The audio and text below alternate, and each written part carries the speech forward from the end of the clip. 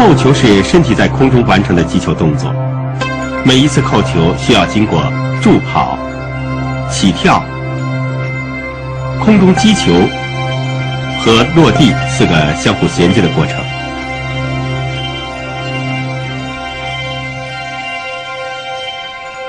扣球助跑总的要求是连贯、轻松、自然，由慢到快，由小到大。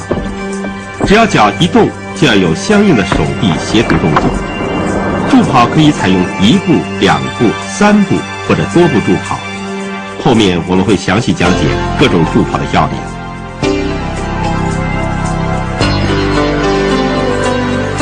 起跳的时候，两脚迅速扒地，双膝猛伸，膝脚在100到120度之间。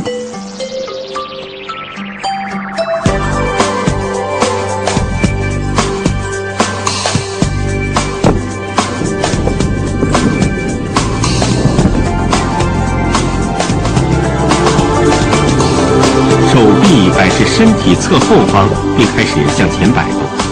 记住，只有两臂积极的摆动，才能使你跳得更高。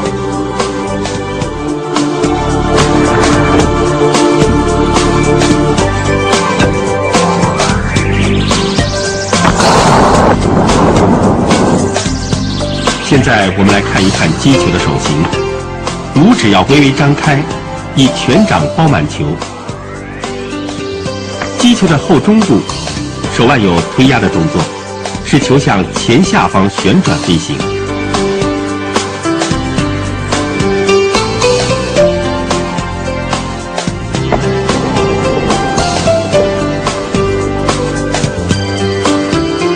起跳以后，你就进入腾空阶段，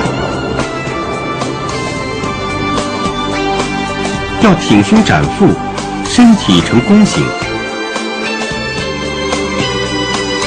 挥臂的时候，依次带动肩、肘、腕各关节呈边甩动作挥动，在肩的前上方最高点击球。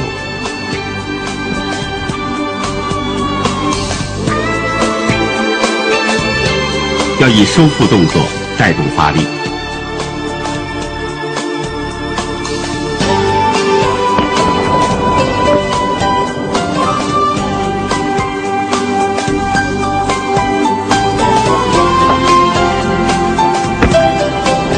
落地的时候要做好缓冲动作，保持好平衡，以便落地后能及时完成下一个动作。